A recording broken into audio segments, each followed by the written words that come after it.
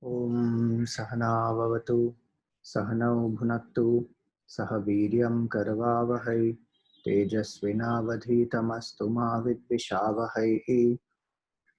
Om Shanti Shanti Shanti. Om Sadashiva Samarambham Shankaracharya Madhyamam Asmadacharya Paryantam Vande Guru Paramparam. श्रुतिस्मृतिपुराणानाम् आलयं करुणालयं नमामि भगवत्पादं शङ्करं लोकशङ्करम् शङ्करं शङ्कराचार्यं केशवं बादरायणं सूत्रभाष्यकृतौ वन्दे भगवन्तौ पुनः पुनः। समस्तजनकल्याणे निरतं करुणामयं नमामि चिन्मयं देवं सद्गुरुं ब्रह्मविद्वरम्। Hari Om, salutations to all. So we have seen the sixth mantra of the second chapter, of the third chapter of the third valli of second chapter.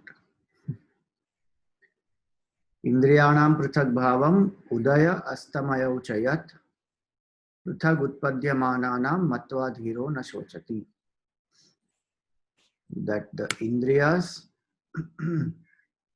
are completely different, prithak bhavam, because they rise and they fall, meaning they are continuously changing. And by meaning this, prithag utpadyamananam, one goes to the source of these indriyas and one finds that these indriyas have come from the five elements. So they have multiple sources. Atma has no source. Atma is the source of everything else. These indriyas, they are functioning in the waking and dream state. In deep sleep, they become absent.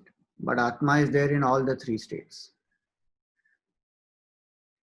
While experiencing also, the indriyas have their own limitations. Each indriya can see or taste, touch, feel, smell only their sense object. Atma is a common enlivener of all the indriyas, thoughts, etc. So there is a difference between the indriyas and the Atma. And by saying this, prithag utpadyamanana matva dhiro na shochati. When a person comes to trace the source of the indriyas, that from where are they rising and where do they subside. The source, sometimes people think it is the mind, because if the mind is not there, then the indriyas will not work. In the sense that the meaning will not be, like the eyes are seeing, but the mind is not there, so one will not be able to comprehend properly. Same goes with all the other senses. So sometimes one thinks that it is the senses, or the mind is the source, or the five elements are the source. But the ultimate source, five elements come from Maya, Maya comes from the pure consciousness. So the ultimate source, when we go back to and we trace, then it is Brahman only. And that one Brahman is appearing as all this. That when one knows that the senses come from that, waking, dream, deep sleep also rise in that, fall in that, then that self, having known, matva dhiro na shochati, that person does not grieve. So the quotation given in Chandogya in the commentary was tarati shokam atmavit. The knower of the self alone goes beyond sorrow. You see, Naradji has gone to the Sanat Kumars. The Sanat Kumars are the see, both are children of Naradji only, of Brahmaji. The Sanat Kumars and Naradji, both are Brahmaji's children. And Naradji has gone to Sanat Kumar saying that I have learned, the Vedas, Vedangas, and also so many other kalas he knows. He knows singing, and he can travel in all the worlds, and he is a bhakti acharya also, and many uh, subjects he has learned. But he says sorrow has not gone from my life. Now you see, many people think, what sorrow can he have? He is not married, he doesn't have a family, he doesn't have samsar bandhan. How will he have sorrow? Sorrow doesn't come only because of externality. Sorrow comes because of finitude. The bhav that I am this ego, I am this limited entity, is that cause of sorrow. And that sense of limitation is superimposed. It is not real. Because we identify, because we don't know the self, identify with the finite and desire and thoughts, actions, all those things happen. So we think one of these is the cause of sorrows. Desire is the cause of sorrow, or some action is the cause of sorrow, some result is the cause of sorrow. None of them by themselves are causes of sorrow. The root cause of sorrow is I don't know who am I. So I think I am a finite little entity, Jiva. So Sanat Kumars tell him that only by knowing the self it is possible to go beyond sorrow. There is no other way. Tarati Shokam Atmavit. The knower of the self goes beyond sorrow. And that is what we seek, to go beyond sorrow. So that's here is what the mantra also says. Matva dhiro na shochati. When one has withdrawn from this identification and traced back the source, and this is not an intellectual tracing back. So that is what is explained now in the next two mantras. So the connection is Yasmad Atmana Indriyanam Prathak Bhava Uktau, because Atma is explained as completely different from the senses. Na asau Bahiradhigantavyaha. And hence the objective of that mantra was also to say that don't go extrovert or don't search for the Atma outside. Oh, no, I'm not searching for Atma outside. By thinking that happiness is outside, we are searching Atma outside only. Where else? The nature of Atma is happiness. So that Atma's nature is happiness, and when we seek outside, when we say that, if I eat this, I will be happy. When I go there, I will be happy. We are seeking Shashvat Anand in that which is Nashwar. The permanent happiness we are seeking in something which is temporary.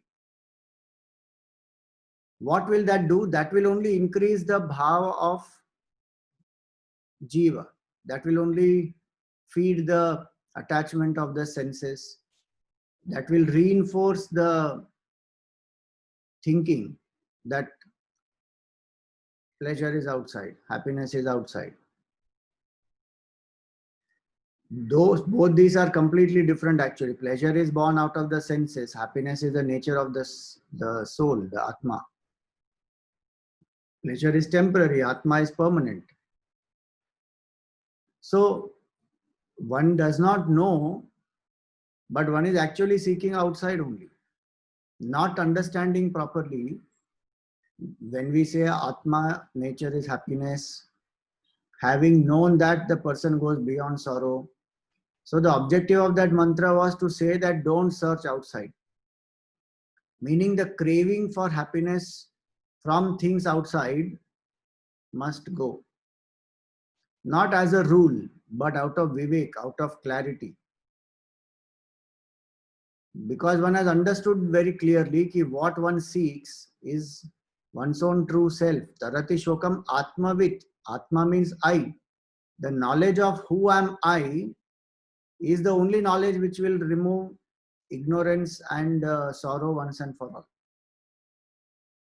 Anything else I get outside, it may be some enjoyment, it may be some power, position, name, fame, glory, whatever it may be. That is only very limited. And it can satisfy maybe the ego for some time. But one is not the ego in any case. That is anyway the cause of bondage. Thinking of oneself as a jiva is the cause of bondage. Whatever feeds that jiva is also bondage. Again, by itself, these things are not binding. It is our attachment which binds. But because I am attached to the self, the ego, not self, because I am attached to the ego, I will be attached to any of these. And a false expectation will be to get happiness from them. So what to do now?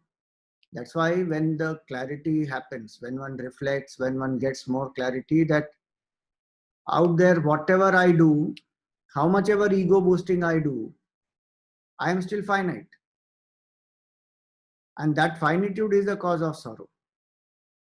And I must know who am I to get out of this aspect of finitude.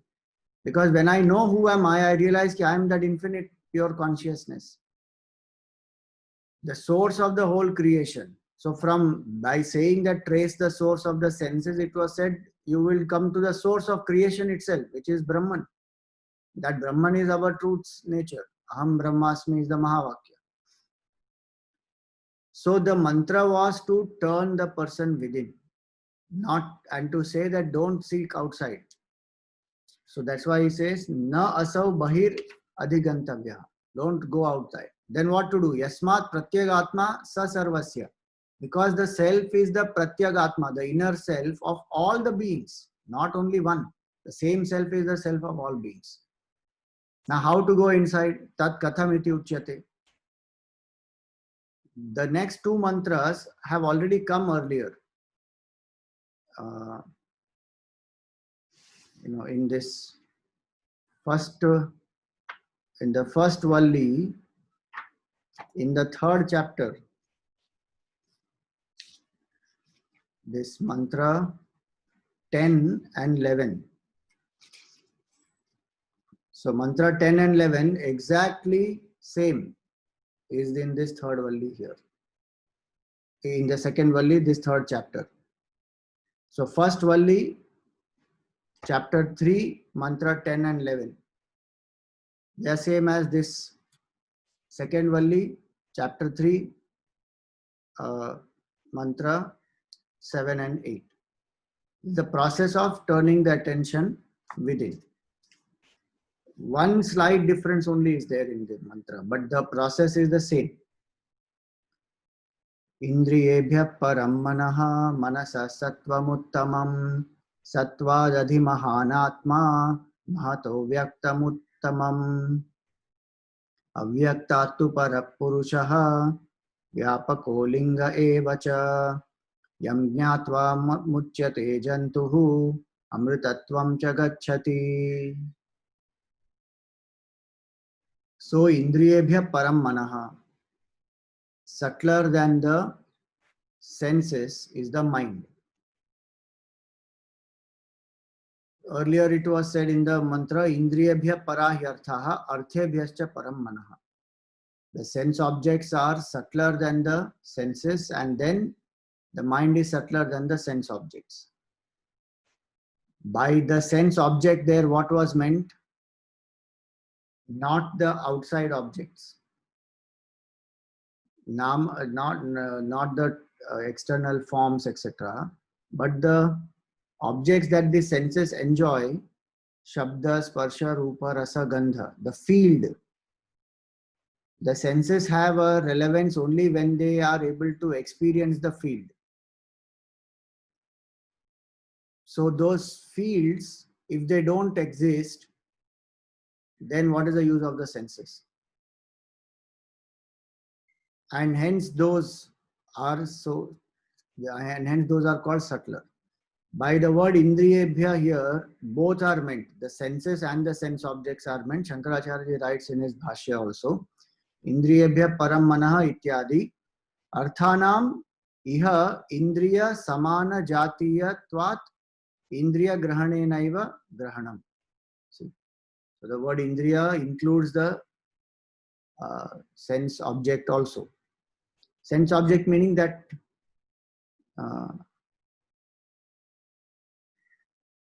the field which the senses will experience. in general way.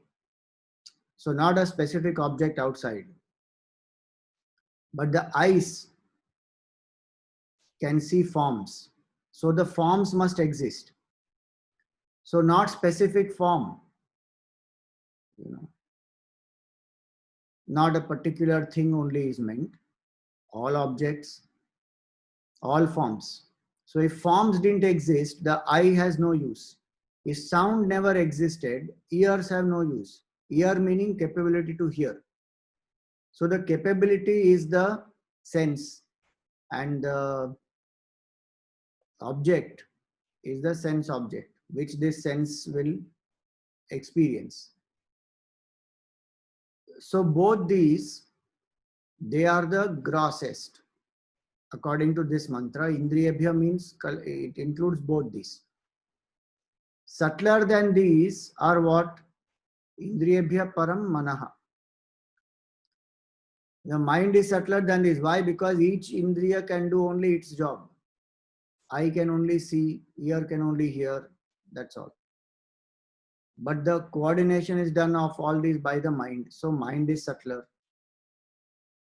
And even when one has withdrawn from these external sense organs, internally the senses are still functioning. The mind is coordinating, like in the dream state, or when one is quiet, one has closed the eyes, etc. But one is imagining, visualizing.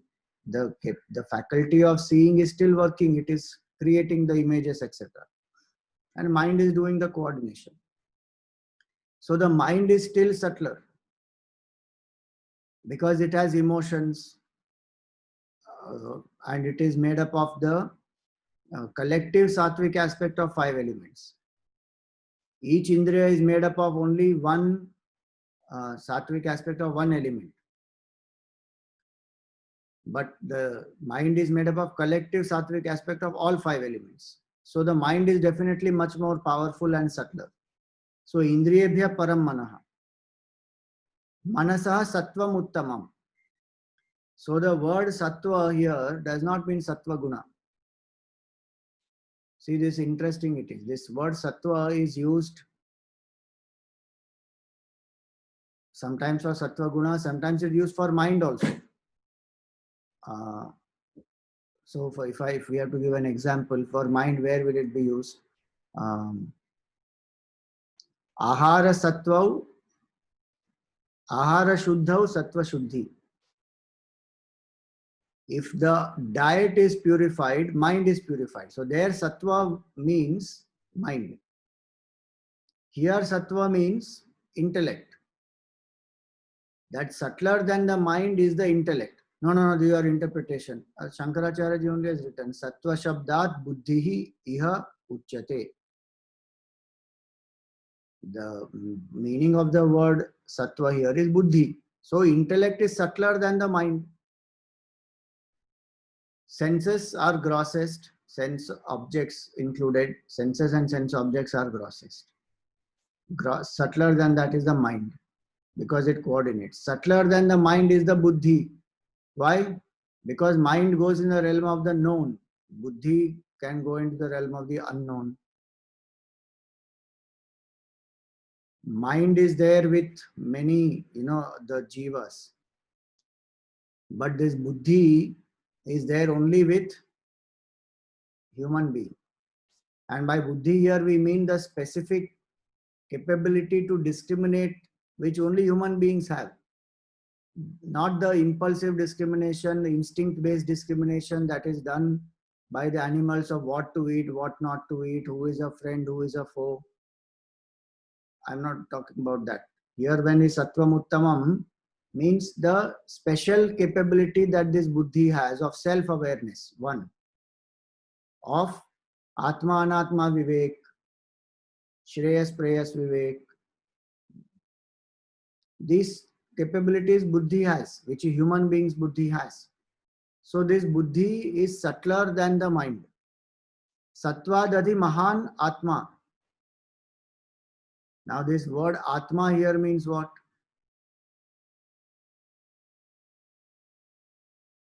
Total mind. Mahat Tattva.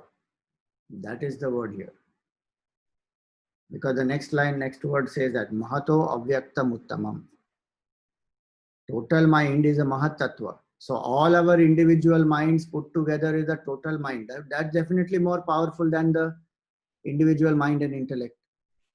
Meaning, in the totality, when one surrenders one's ego, the totality manifests through the individuality.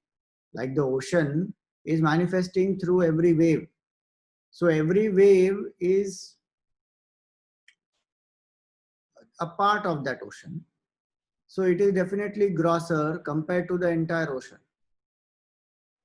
So in the same way, each jiva, each individual is a part of the total.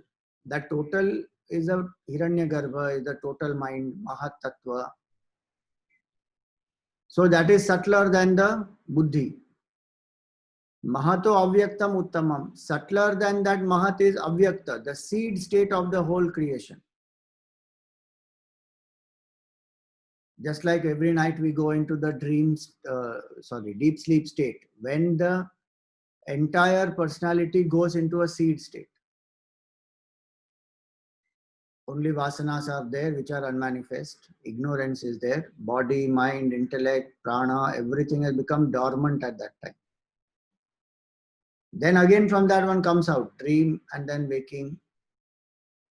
So that seed state, just like an individual has a seed state, the whole universe also has the seed state. That is called Avyakta. Entire potential rests in that. So Mahato Avyaktam Uttamam. From that total mind, the Avyakta is greater. Compared to total mind, Avyakta is greater. Then he says, Avyaktattu Parapurusha. Greater than Avyakta is the Supreme Purusha, is the Self or the Brahman. Avyaktattu Parapurusha. Vyapako Alinga Evacha. Why? Because it is that which is all pervasive and it is Alinga, unaffected, one meaning. And it cannot be indicated. Linga means indicate, indicator. This cannot be indicated because it does not have qualities, properties, attributes, nothing. Anything that can be indicated has to be something which is finite. And a lot of things that we know are born out of inference. They are not directly experienced by us. Like we see smoke somewhere, we infer that there is a fire. Of course, smoke is seen, pratyaksha, it is seen. Then only we infer that there must be fire there. Fire I am not seeing directly, but I am inferring. So a lot of things are known through inference. This is that which cannot be known through inference, because even for inference there has to be some qualities, some properties, as well as some perception. In this, none of that is possible. So Atma is a linga. We will come to the detail of this in the Bhashya also, it will come. One who knows this Atma, yam jnatva muchyate jantuhu. That the one who knows this as one's own self, that entity, that person, jantu muchyate, freed from all sorrow, and amritatvam cha gacchati, attains immortality. So now this is the process of withdrawal in contemplation.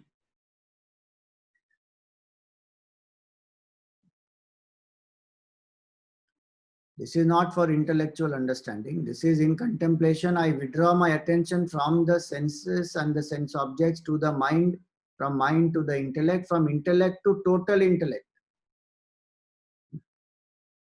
From there to Avyakta and self. There is no thoughtlessness in this. You see, half the time we think in meditation it is only thoughtless, thoughtless, thoughtless. What thoughtless? Nothing happens with thoughtless. From the intellect to the total intellect is said here. Meaning I dissolve my sense of I, Mr. I, small I. In what? In comprehending that there is a totality and I am this individuality is one small little part of that totality. So my identification shifts from this individuality to the totality. The wave has to meditate that there is a huge ocean and I am a part of that ocean. So its identification with the form of the wave will go. Because now one is meditating on the ocean. So what is that totality? The cause of this universe and all this finite, so-called finite separate jivas is one totality. One ocean is the cause of all the waves, big wave, small wave, foam, bubble, ladder, all that. So one has to meditate in that way that there is this totality which is the cause of this entire universe, the source. Beyond that is the avyakta and beyond that is the self. So when one says Chidananda Rupa Shivoham Shivoham, that one is referring to that pure consciousness which is subtlest. Beyond the totality, it is the seed state of the whole universe. Seed state of whole universe meaning one must be able to withdraw completely from all identifications. Just like in the deep sleep, one withdraws fully. That next mantra, next two mantras after that, the same thing will come. When one has withdrawn fully, what does one experience? Not a blank. That is the unmanifest state. When one is withdrawn even from the totality.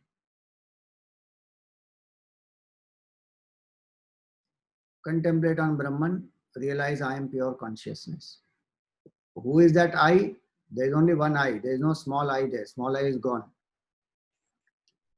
Whoever has come to experience, awaken to that state, that person matva yam jnatva muchyate jantuhu amritatvam cha vindate. That person has attained immortality. So this small I has gone, the big, the identification with the totality also is gone. Jiva bhav gone, Ishvara bhav gone, Brahman alone remains. That Brahman is one's true self.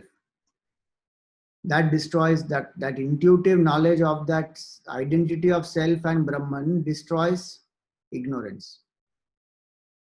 That is what actually is called the aparoksha anubhuti. The immediate experience that a person, the seeker experiences. The Mahavakya one has studied comes of help there. There meaning I am just using that as limitation of language. In that state, the identification one understands, one experiences, that is the power of the Mahavakya is that. To destroy the false superimposition. As long as I am a Jiva, there is a Brahma, there is a Ishvara. If I give up Jiva Bhav completely, Ishvara also gone, Vyakta, Avyakta, everything gone. What remains? Brahman remains. So this is the process of withdrawal. And as I said, this is not for intellectualizing. This is not meant for only knowing theoretically. One has to sit actually and do it. To live these verses only is the progression in sadhana. If somebody wants to know the stages of meditation, even wants to know, these are the stages. Commonly, we may not explain so much in detail because then that person has to have so much background of Vedanta. So one will generally explain till a certain level. So from the externality to the body, body to the breath, breath to mind, mind to intellect, and intellect you contemplate on the self, realize. That's it. It is not that through that the person will not realize. The person will realize. When one really contemplates on the self, one will come through these steps only. There is no other path. Just that technicality one is not presenting it directly because it requires a background. Because suddenly you say total mind and unmanifest, then one gets confused. What is this total mind? What is unmanifest? So then those parts one puts aside and one says ki do this steady contemplation, detach from the jiva. Because if one detaches from jiva by continuously contemplating on the Atma, one will realize. Then you may say, why do we need to know this? Because in the steps of contemplation, as we go deeper, we will come to some of these stages. And also we should know clearly that this small I will dissolve only in the big I. Directly that big I for us, which is unmanifest, which is beyond unmanifest, which is nameless, formless, attributeless, may not be very easy to identify with. So Ishvara is still easier to identify with. Total mind is still easier to identify with. And so these are the steps. Now, what does the commentary say?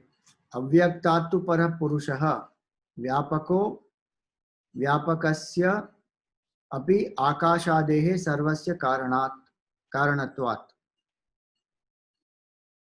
This purusha is greater than this avyakta. Why? Because this avyakta, as I said, is the seed state, and it is the cause of all these five elements, etc. Five elements, etc. come out from that avyakta when the creation starts manifesting. So now Akasha itself is subtle. It is all pervasive. That which is the source of this Akash has to be subtler, and the source of this avyakta is that self. So vyapakasya api akashadehe sarvasya karanatvat, because it is the cause of Akash. That's all it means. Hence Purusha is greater than avyakta, and it is alinga. Alingo, lingyate gamyate yena tad lingam. That by which something is known, which is an indicator of something, that is called as a linga. So when we say common word we know is Shivalinga. So if you say Shivalinga, so the linga means indicator, Shiva means Bhagwan, Shiva. The indicator of Lord Shiva is this symbol, so that is Shivalinga. So when one sees, the devotee sees Shivalinga, the devotee is actually remembering Bhagwan Shiva. The attention is no more on the stone. Attention has gone to Shiva because it is only an indicator. In Mumbai, when they travel in the local train, you know, that station has that indicator for the local train's time. So when one sees the indicator, one is not seeing the indicator. The moment one sees that time there, the mind has gone there. Okay, the next local is coming in 2 minutes. So it is saying 5:14. Now it is 5:12. Okay, that's all. That's about it. So the mind has already gone to the time and how much time it takes and will I be able to catch or not. So the indicator is only indicating. Attention doesn't remain on that. Attention has gone to what is being indicated. So same way here it is that lingyate gamyate yena tad lingam. And you know, our subtle body also is called Linga Sharira, by the way. Why? Because the subtle body is the indicator of life in this gross body. The moment this subtle body leaves the gross body, this gross body will become as good as this bottle here. Is inert only. The capability in this gross body to be alive is because of the subtle body's capability to reflect consciousness. By itself, subtle body also is inert. We know it has come from 5 elements.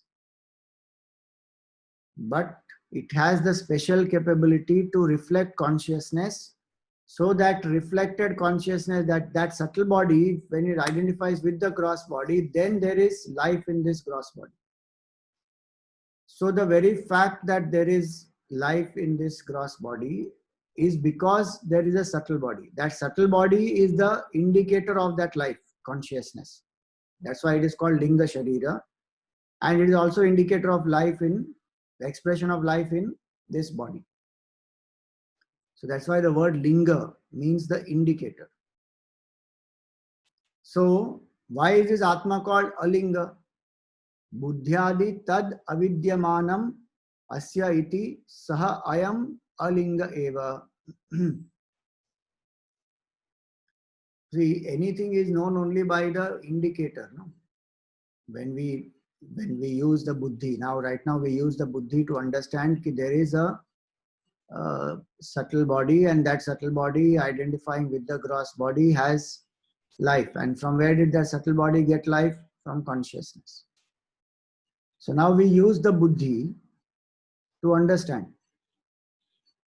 And buddhi will work only in the realm of the finite. So something which has name, form, attributes, relationship, those things, the buddhi is good at functioning in those things. Because it will do all kinds of analysis. And it will come to proper discrimination and decision it will do. But this Atma here is alinga. It does not have name, form, attributes, qualities, nothing it has. So this buddhi cannot function there. That's why it is alinga. It is not possible to infer this Atma. Because it doesn't have qualities. So perception is not possible. Can't think about it because it doesn't have any specific qualities, form, name, nothing. No attributes are there for this Atma. Tad avidyamanam asya iti saha ayam alinga eva.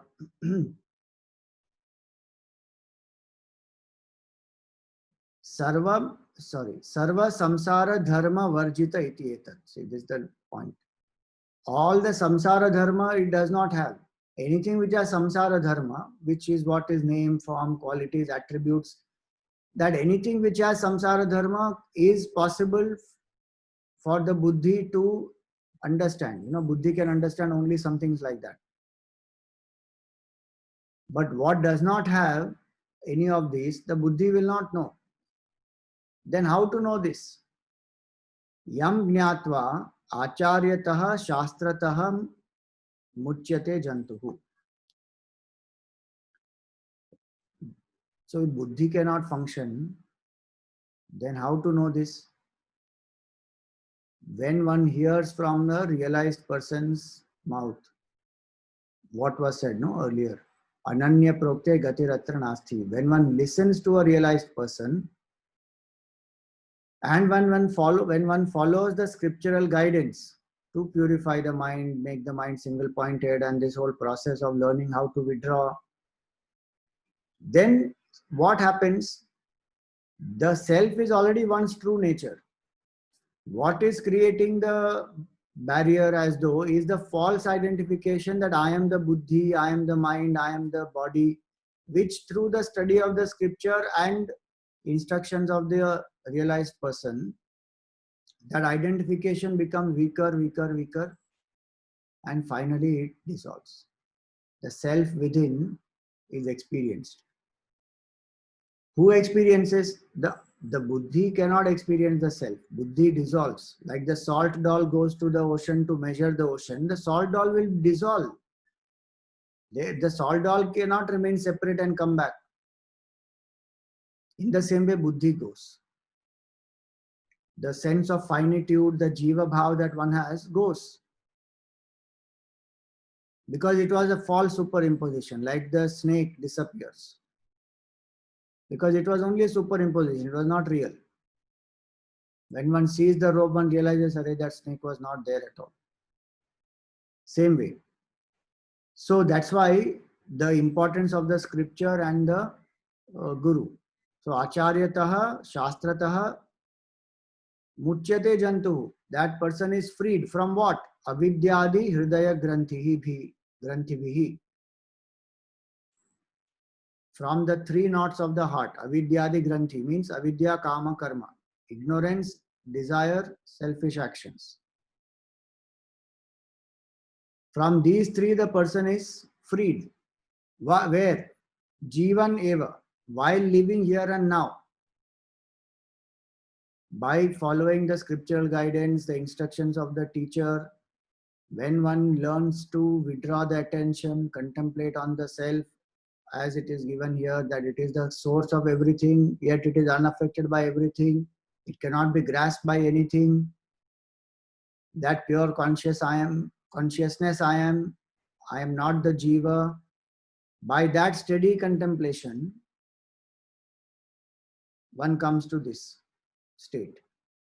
While living here and now, one is already free. Jivan eva patitopi sharire. And even when the body drops, acha, two types.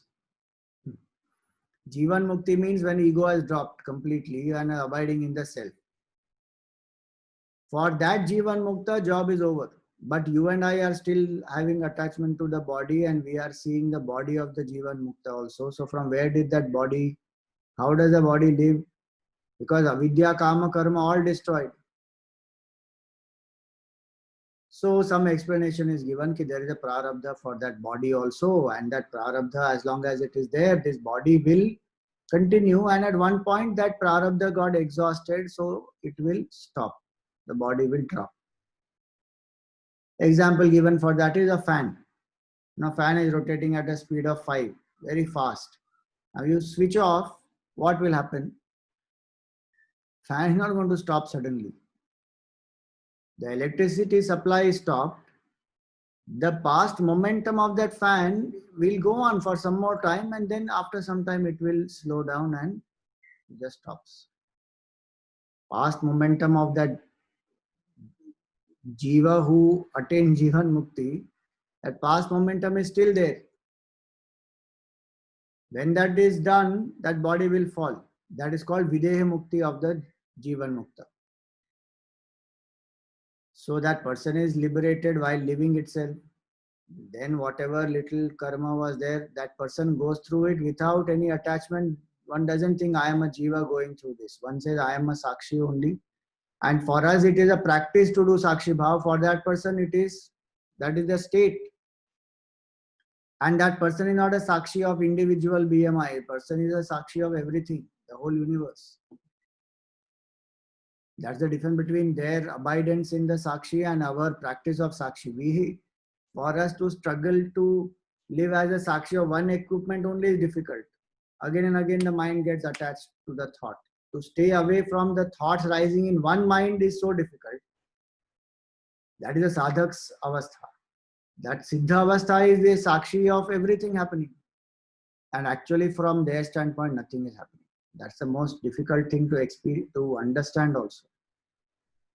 While we are seeing things happening, they are in a realm where nothing is happening. There's no creation only. Anyway, that is their state. For us, what is Shankaracharya saying here? Jivan eva, while living here, he is free. And then patitopi, even when that person drops the body, patitopi sharire amritatvam cha gacchati, that person has experienced immortality. Saha alingaha paraha avyaktat purushaha iti purvenaiva sambandhaha. And hence that Purusha is greater than Avyakta also, as explained earlier, which we just now explained. Katham tarhi alingasya darshanam upapadyate iti uchyate. Now how does one, so if it is so, what can we say, unattached and completely ungraspable, it does not have name, form, qualities, etc. Then how to experience that self? Here earlier it was already said acharyatah shastratah. But if somebody still wants to know, because many times one is stuck on this, because from conditioning, from childhood, whatever one has seen, heard, one always thinks that one darshan of Bhagwan will happen outside. See, Ishwar darshan can happen. As long as Jiva Bhav is there, Ishvara is there, and Ishwar can manifest in a form, there is no denial of that. But that is temporary only. Even the form that Bhagwan takes in a tangible form as avatar also is temporary, because anything subject to birth will be subject to death. So Rama and Krishna also have to drop the body and went. So the next mantra that comes is not to deny that that darshan of Bhagwan can happen, but that is not the ultimate state. So for a Vedantic student, one is removing that conditioning, because sometime or the other one would have gone through that conditioning, where one actually thinks that no, darshan will happen outside, Bhagwan will come outside, and especially if one has followed the path of upasana. The purpose of upasana is to purify the mind, lift the mind through surrender, bhakti, etc. And there's nothing wrong even in that to desire to desire to see the Lord in a form. But Vedanta is saying that that Supreme Lord is the consciousness who is in your true nature as the self. So that supreme nature of consciousness is beyond all forms. And so it cannot be seen. Anything that is seen will be in the realm of the finite, will not be ultimate. No, Swamiji, at least let us see that. Oh, nobody says no, see it. Have the desire to have the darshan, Bhagavan's darshan will also happen. And that same Lord will take you to the absolute formless nature also. Namdev, he was playing with Vitthal. He could play, he could talk, he could do everything with Vitthal. And the Vitthal only led him to the formless aspect of the self also. Because that is the only reality. Ultimate reality is only that. There are levels. From Jiva Bhav to have darshan of Ishvara is a much more deeper, subtler level. From there, still higher is the absolute formless. So the next mantra is to remove this false notion that you can see. And again, I am saying it is from the highest standpoint. Na sandrishe tishtati rupamasya na chakshusha pashyati kaschanainam hृदा manisha manasa bhikriptaha yaye tad viduhu amritaste bhavanti. Na sandrishe tishtati rupamasya.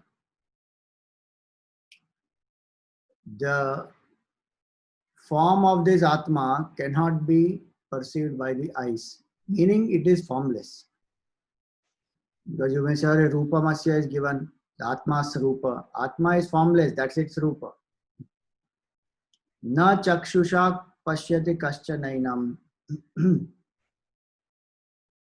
Nobody can see with their eyes, and nor does the form retain in the eyes.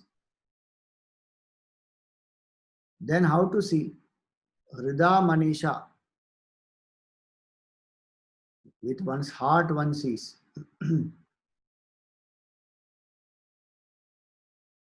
How that buddhi which controls the mind, that mind and intellect, when they come together, there's a special faculty of intuition that is born. Through that intuition one will know. Hृदा manisha manasa abhikriptaha. So in Sanskrit this alphabet Lr comes, no? One of the rare words where it is used is this, abhikriptaha. Otherwise, we don't know where, generally we don't remember where this Lr is used.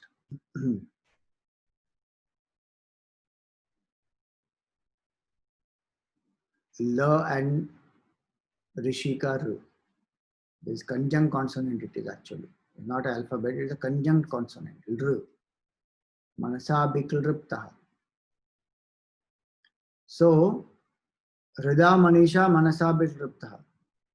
Then, ya etad viduhu amritaste bhavanti. Those who know this, they become immortal. So, what does the commentary say? Na sandrishe sandarshana vishaye na tishtati. So, the inner self does not become an object of the perception.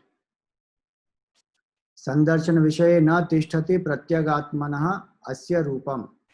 The form of this Atma, which is absolute nature, formlessness, does not stay. Meaning, see, even an ordinary form doesn't stay. Huh? Please remember that. Suppose one is seeing the bottle Now this bottle, when I am seeing here, as long as the eyes are seeing, the eyes have to continuously see. The moment eye shifts and sees the camera here, the bottle form is gone from the eyes and from the mind. Now camera form is there. So the ordinary form itself doesn't stay. And suppose I close the eyes and then imagine, even that remains only for a short while. So ordinary forms itself don't stay. How the formless one can perceive? I mean, one can retain. One will not be able to retain. The point to understand is not graspable by senses. That's all.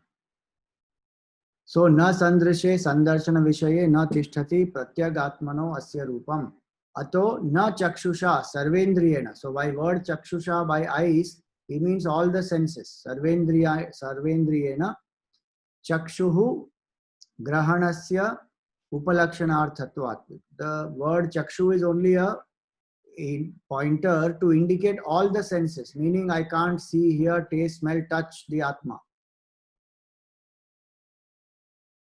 This keeps coming again and again in all the Upanishads, and even this Upanishad, many times this has come. Because all said and done, our definition of reality is what I see is real. That's it.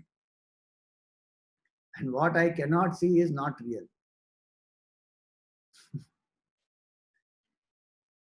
And so-called intellectuals and, very reputed, noted intellectuals and all that, very vehemently they will argue on that.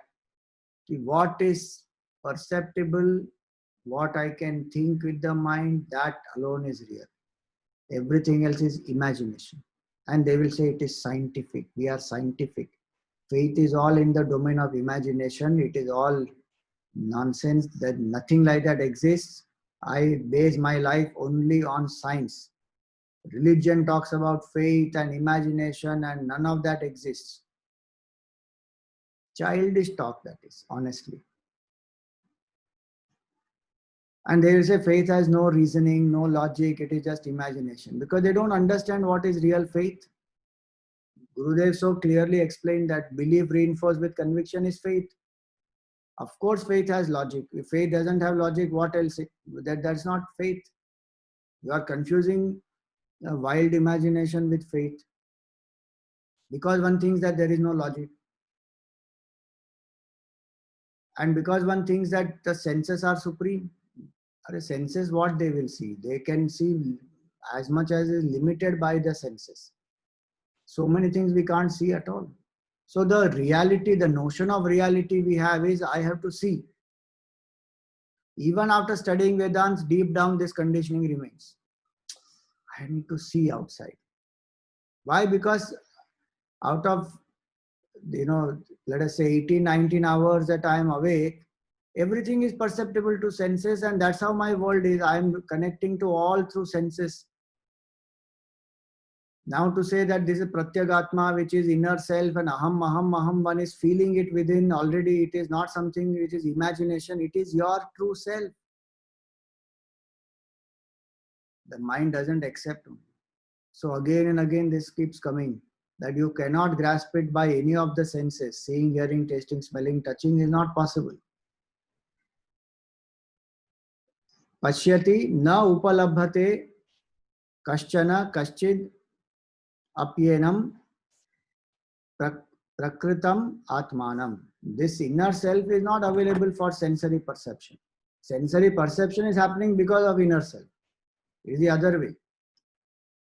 Like how Gurudev used to always give the example, the battery, the torch, when we put on, now the torch, the cell inside the torch wants to come and see what is the source, how is this bulb getting light. If that battery comes out of the torch, there will be no light in the battery, in the torch. Because the light is because of this battery. So the battery cannot come in front and become visible. Now don't tell me that we can put two another batteries inside it and then bring these two batteries outside. That is a limitation of example, and that is proving the point that battery is that because of which bulb has light. Bulb has no light on its own. So anyway, the idea here is to understand that Atma is not perceptible, but one knows it as one's own self. So the way is not to go extrovert, the way is to go introvert, which is what was the two mantras said last. The last two mantras said that. Katham tarhitam pashyet iti uchyate. So how will one know this Atma if it is not perceptible? Hrida hridstaya buddhya. Through the heart. See, this word hridaya has very deep significance in Vedanta. Generally, we confuse heart and mind, we use interchangeably. But technically, mind means manas, buddhi is the intellect, and this Shuddha Buddhi, I mean Shuddha Man and Sukshma Buddhi, when they come together, that is called Hridaya, heart. And what is the capability of this heart? Like emotions, Buddhi, mind is predominantly emotions. Intellect is predominantly rational thought. What is the heart? Intuition. This intuitive capability is the feature of this heart. And this self can be known only by that intuitive capability. So that's why it says Hridaya Hridstaya Buddhya, that Buddhi which has the sense of I, Mr. Ego, small I, that when it is restrained in the heart, that small I doesn't rise, then intuitively one will know that self. And that's why he says Manisha, Manasaha, Sankalpadi, Rupasya, Ishte, Niyantritvena iti man eat. So this Manisha word is split up here. That Manisha means the capability of the mind to have a sankalpa and vikalpa, a thought and a contrary thought. This mind will always be in oscillation. So, sankalpadi rupasya ishte niyantritvena. The intellect can control this mind. So the intellect has the determination. So Manisha word also means determination, firm determination. Mind is in a state of volition. Intellect is decisive. So that firm determination, that is called Manasa. So meaning the Buddhi is controlling the mind, and this Buddhi then is absorbed in the heart. This small I doesn't rise anymore. That is the way to realize the self. So Mani Tattaya Hrida Manisha Vikalpaitriya Manasa Manana Rupena Samyak Darshanena Abhikriptaha, meaning well determined. Abhisamarthitoho Abhiprakashita iti etat.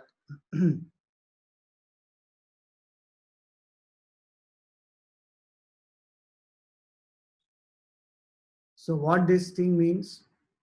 With the buddhi, one has controlled the mind, and so the what we said earlier, mind and intellect have come together. And when mind and intellect have come together, one further withdraws that into the heart, where one doesn't allow this small I to rise. Doesn't allow means, see, Shuddha Buddhi, Sukshma Buddhi and Shuddha Man automatically means ego is much lesser. And one is able to contemplate on the self, and that contemplation gives rise to this intuitive aspect where one knows I am this pure consciousness. So that's the way to realize the self. Atma jnatum shakyate iti vakya sheshaha. In this way you can know the self. Tam atmanam brahma eva. Tam atmanam brahmaitad ye viduhu amritahate bhavanti. Those who know this self to be the self of all, they become immortal. So this is the way to realize the self. And on this mantra, Gurudev's commentary is very, very beautiful. Sorry. Last but one paragraph, mantra 9, he says this, the only method by which a seeker can realize his self is through the faculty of intuition, which is now lying dormant in man's intellect. Please remember, this intuition is not like intuition where we say that I feel that this person is going to call me, or this thing is going to happen, or this desire is going to be fulfilled. We are not talking about that. That is a grosser level of intuition. This is much, much more subtler, because purified mind and subtle intellect have come together. So he says the intellect resides, according to poetic Shruti, in the cave of the heart, and from its glorious seat of activities controls the workings of the mind. When the mind is silent, the intellect gains an inner peace. And intellect thus, in complete peace, itself dies away or disappears. This is what we were saying, that the small I completely goes, leaving behind a newly born potency in us called intuition. It is with this intuition that a seeker comes to realize his self. Intuition is nothing but the capacity to know the knowledge. This is play of words. Capacity to know the knowledge is intuition. And knowing the self is but the self becoming aware of itself. Because who will know the self? There is no knower to know the self. That knower only dissolves. That's what is called intuition. So one intuitively knows, I am Brahman. I was, I am, I will be Brahman alone. Nothing else happened ever. That is the realization. So for today, I will stop here. Any questions? You can unmute and ask. So we will continue in July. No classes now in June. Om Purnamada Purnamidam Purnat Purnamudachyate Purnasya Purnamadaya Purnameva Vashishyate. Om Shanti Shanti Shanti. Harihi Om Shri Gurubhyo Namah. Harihi Om.